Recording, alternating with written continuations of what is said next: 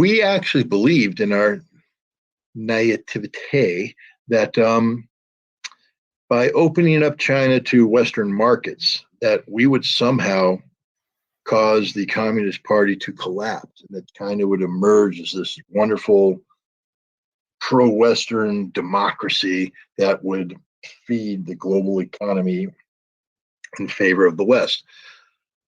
Well, that didn't happen. and the United States and others have been frustrated by that ever since. Communist Party's alive, well, living. He's firmly in power. Communist Party is firmly in power. Their economy is kicking our butt, collectively, the world's butt. And so it didn't work. And now we're frustrated. So rather than admit defeat and find out, well, okay, how do we adapt our policies to deal with this new reality in a responsible way that, that doesn't destroy our economy and put ourselves at risk of war, we instead dive head into failed policy. We continue to believe in the one China policy, but we decided to bring more ambiguity to this concept of strategic ambiguity, or less ambiguity. We're now saying not only will we supply weapons to Taiwan, but the president came right out and said in a recent trip to Japan that if China attacks Taiwan, we will defend Taiwan. Japan has said, we will defend Taiwan. I'm surprised Canada hasn't jumped on and said they will defend, except Canada doesn't have a military anymore because they apparently gave it away to Ukraine. But this is stupid. One thing we know is that China has said over and over again that they don't want to invade Taiwan. That's the last thing they want to do. They say if we invade Taiwan, we lose everything we hope to gain from bringing Taiwan on board. China has put forward what they call the one nation, two systems policy. That is, if Taiwan acknowledges that China is sovereign, nothing changes in Taiwan. Their system will still exist.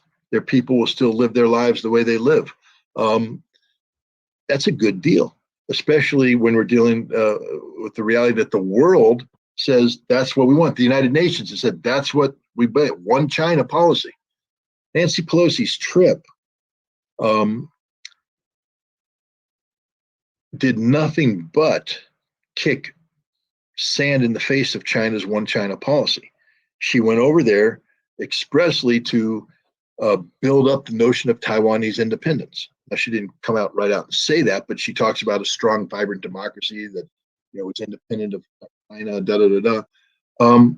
The Chinese have also said that while they don't want to go to war against Taiwan, their constitution has an amendment that was put in 2005 that says if Taiwan seeks independence or nations treat Taiwan as an independent entity, then China will resolve the issue of reunification using non-peaceful means.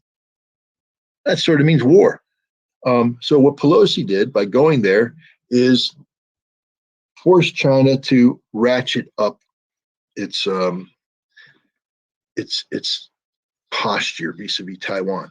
And what we saw China do is carry out extensive military exercises that were a de facto dry run for the invasion of Taiwan. And I think Taiwan and everybody watching it went, ooh, if China actually turned these exercises into the real thing, it's all she wrote for Taiwan. They don't stand a chance. But again, China doesn't want to invade Taiwan, So China, we've stopped the exercises, we've stood down, but we're ready to go again at a moment's notice. But we want to go back to talking about peaceful reunification. So they're giving Taiwan one more chance. That's one more chance than a lot of people would give Taiwan. But how's the United States responding to this? One of the things that occurred during this these exercises that China basically said the Taiwan Strait, that stretch of water that separates Taiwan from mainland China, is no longer international waters. You don't get inherent right of freedom of navigation. These are Chinese territorial waters. So the United States said, no. We're going to sail our ships through and challenge this. Now, China's not stupid. They're not going to sink the American ships. China doesn't want war with the United States. But I am convinced that this may trigger the Chinese invasion of Taiwan. That the United States is going to follow up on Nancy Pelosi's lunatic visit by carrying out actions that, from the Chinese perspective, prove that the United States has no intention of honoring its commitment to one China. And therefore, we could very well see a Chinese war with Taiwan. I hope I'm wrong. Great, that's all we need now. Well, that, and now all you Canadians who are warm with your wonderful little economy and all that, your economy ain't gonna be wonderful. We go to war with China, it's all she wrote for Canada. It's all she wrote for the United States. Our economies are operating at a razor thin margin. And then the thing is, just like what happened with Russia, we talk big, but we didn't prepare properly. The Russians were given sufficient notice of our intent to massively sanction them that they came up with very effective policies to deal with that reality. That's why they're thriving. We're not. China, nobody should be laboring under the perception that China is a nation that operates in a knee-jerk fashion. So China isn't about to go to war with Taiwan and say, well, I wonder how the Americans are going to respond. What is going to happen if they sanction us? They've already answered all these questions. They've already built in assumptions. They are prepared. You know who's not prepared? We, because we still believe the Chinese are bluffing. The Chinese ain't as honey badger as the Russians are. They do give up. They don't want to go to war with Taiwan. But they don't bluff either. They just, they're willing to give a lot more latitude in their red line. Their red line is very flexible, but it's still a red line. And if it's crossed, China will crush Taiwan with the same level of fury and capacity that Russia is crushing Ukraine. And there's nothing the United States, Canada, or anybody else can do to stop it. So when you say that, even though Joe Biden said they would defend Taiwan, with what? You don't see them really doing anything, right? No, General Berger is the current commandant of the United States Marine Corps, and he's a man with a solid resume, meaning that you have to treat him seriously. He became commandant, and he did something that no other commandant has done in recent times. The last guy that had his kind of vision was a guy named Al Gray, who was the commandant when I was in. Love Al Gray. But Berger came out and he said, the United States issues these documents, the National Security Strategy and then the National Defense Strategy. And these aren't documents that you read for fun. These are actually directives from the President and the Secretary of Defense to the service commanders on what you need to be prepared to do. This is the strategy of the United States, and now you need to build the forces capable of executing the strategy. And Berger said that the Marine Corps is called upon to do certain things that it can't do and hasn't been able to do for decades, because the Marine Corps is married to the legacy notions such as large-scale amphibious operations that require the Marine Corps to put a lot of troops on a few number of ships and sail them towards a hostile shore where they would be disembarked under combat conditions. We did that in World War II. The problem is that even if you have effective air cover through the carrier battle groups, etc., the air cover is only so much. The Chinese and Iranians and others, potential foes, have built the area denial weapons. These are long-range missiles that will sink the ships before they get close to the shore. And Berger recognizes this. He said, all my Marines will die before they even have a chance to fight the enemy. They will die in a sunken ship. We can't accomplish the mission that we've been given by the President and the Secretary of Defense. So we have to reconfigure the Marine Corps. We have to change the way we do business radically. And the Marine Corps is in the process of doing that, but we're not there yet. And the reason why I bring that up is then the only thing we can do to China right now is to sail the fleet.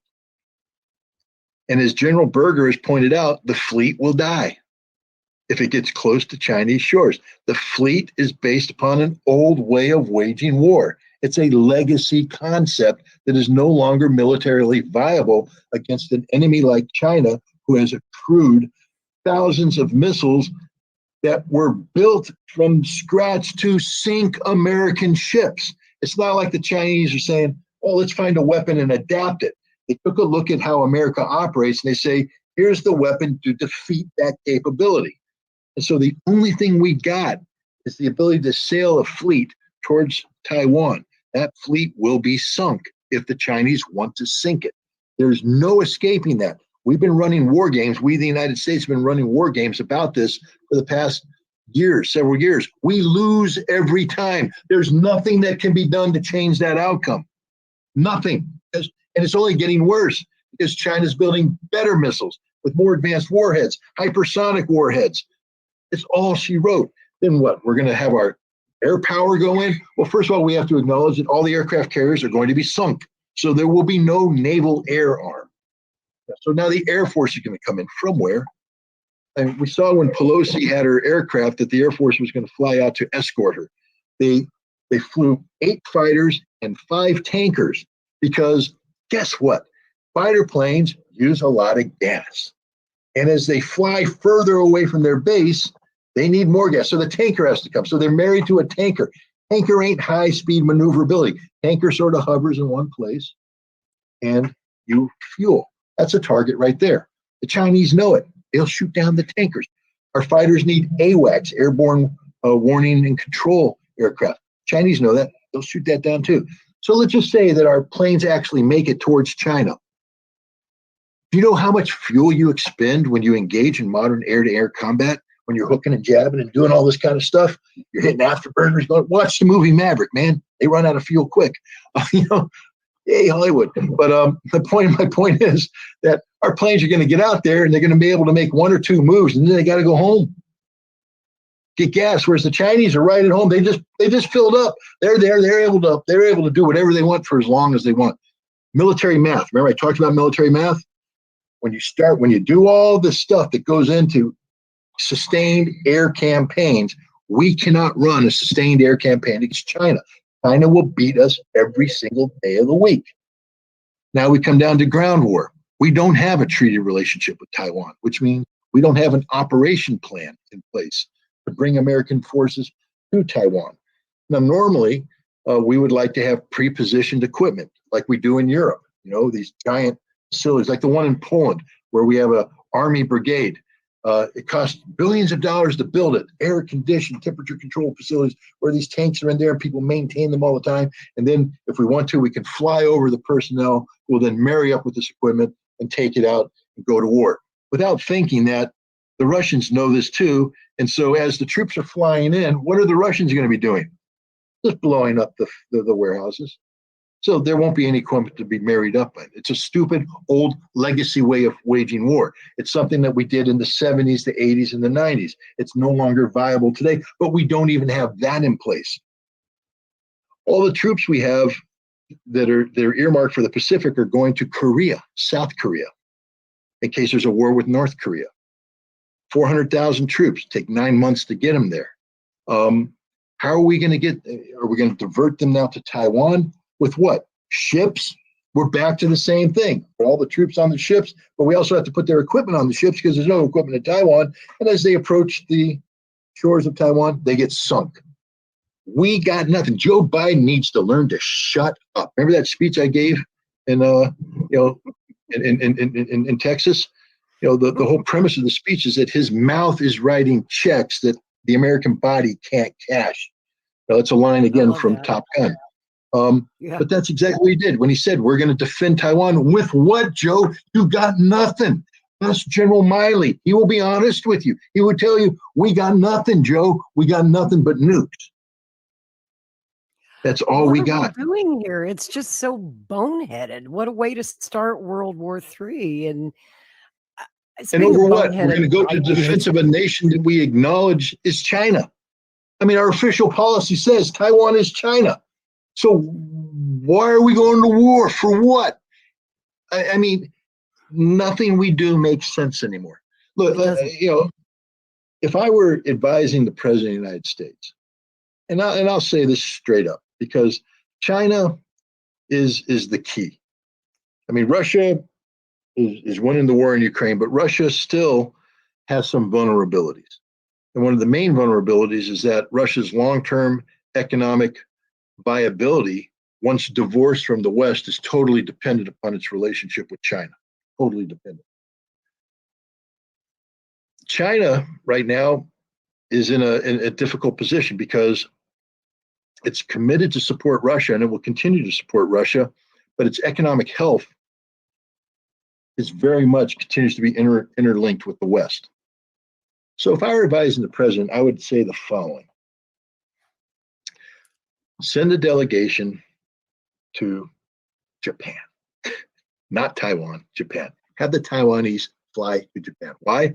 Because it's one China policy. We don't go to Taiwan anymore. Have them fly to Japan and we sit down and we give them the hard truth. It's over. There's no more strategic ambiguity. We're done. You are China. That's it. Now, we can do this one of two ways. Right now, you can tell me you accept this, and then we will work with you to give you the best deal possible. Or you can say, no, I don't want to do that. And then we walk away, you're screwed. Because without us, you're nothing. My idea, my advice is take the deal. So they take the deal. Now we go to the Chinese and we say, we can end this crisis right now. I can get the Chinese to agree to one China policy right now, reunification right now, but we need something for it. We need guarantees. We need you to commit to, you talk about one system or one nation, two systems. We need to explain what exactly this is. And, now we need to talk about how we both benefit from this new economic reality called Taiwan part of China. We expand economic relations with China. We get China closer to us. We get China's economy more dependent upon us. We stop playing military games and we start playing economic cooperation games. And we bring the Chinese and us together and we divvy up the Pacific and we make it this joint exploitation environment. And the Chinese go, oh my God, this is our wealth. Well, Russia? Well, yeah, I know we were friends, but we're not that friendly with you anymore. And now Russia's isolated. I mean, it's called diplomacy. And if we started doing it, we might start winning more. That's how you play the Taiwan card. Instead, we're pretending that we can win a war we can't win, and we're going to get Taiwan destroyed, tens of thousands, if not hundreds of thousands of people killed. And all we're doing is weakening ourselves, strengthening China, and strengthening Russia in the process. I don't know. Well, Hey, Kat. My cat has a question. I'm ready to answer that. I mean, I saw his eyes, her eyes, his eyes. I don't know, but This is Jackie. She likes you, obviously. She keeps Hello, going, Jackie. I want to talk to Scott.